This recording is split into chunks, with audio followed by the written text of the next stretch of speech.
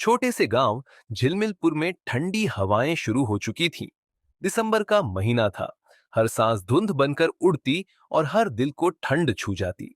मगर झिलमिलपुर की बस्ती में रहने वाले रामू के परिवार के लिए यह सर्दी सिर्फ ठंड नहीं, एक इम्तिहान थी। रामू मिट्टी के खिलौने बनाकर 2 वक्त की रोटी बड़ी मुश्किल से जुटाता था। उसका छोटा सा परिवार, पत्नी राधा, 7 साल का बेटा किशन और 4 साल की बेटी मीरा, टूटी छत और पतली दीवारों वाली झोपड़ी में रहता था। ठंडी हवा आंधी की तरह अंदर आती और उनके पास उसे रोकने के लिए बस एक पुरानी फटी हुई कंबल थी। एक शाम जब रामू बाजार से लौटा तो उसके हाथ खाली थे। कुछ खिलौने बिके नहीं। जैसे ही झोपड़ी पहुंचा उसने देखा, किशन और मीरा दरवाजे पर बैठे कांप रहे हैं। बापू, बहुत ठंड लग रही है, किशन ने कांपती आवाज में कहा। रामू ने दोनों को सीने से लगाया और बोला, बेटा सब्र करो, मैं अभी आग जलाता हूं। अंदर राधा चूल्हे के पास बैठी थी। लकड़ियां गीली थीं, आग नहीं जल रही थी। रामू ने इधर उधर देखा, सूखी लकड़ी कहीं नहीं मिली। उसने पुराने कागज और सूखे पत्ते इकट्ठा किए, चिंगारी जलाई, मगर हर बार बुझ गई। उस रात पूरा परिवार एक ही कंबल में सिमट गया।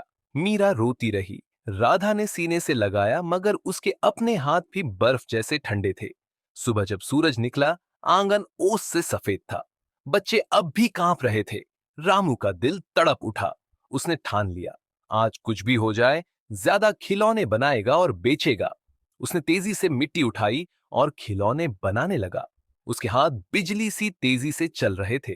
उसने सोचा, हर खिलौने में अपनी गर्म सांस भर रहा हूं, जो मेरे बच्चों को ठंड से बचाएगी। उसने 50 खिलौने बनाए, हाथी, गुड़िया, शेर और बहुत कुछ। फिर 2 घंटे पैदल चलकर शहर पहुंचा।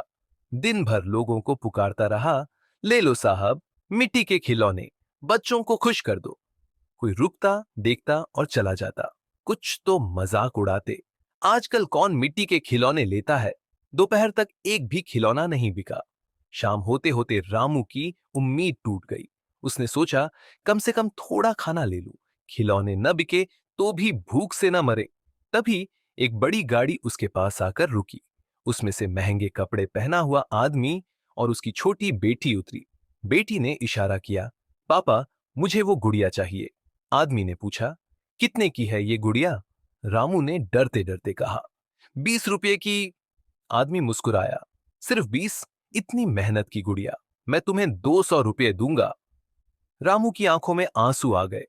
किस्मत जैसे पलट गई थी। वह तुरंत गांव भागा। घर पहुंचते ही बच्चों ने उसे देखा और खुश होकर दौड़े। रामू ने गठरी खोली। सबसे पहले एक मोटी गरम कंबल निकाली और बच्चों को ओढ़ाई।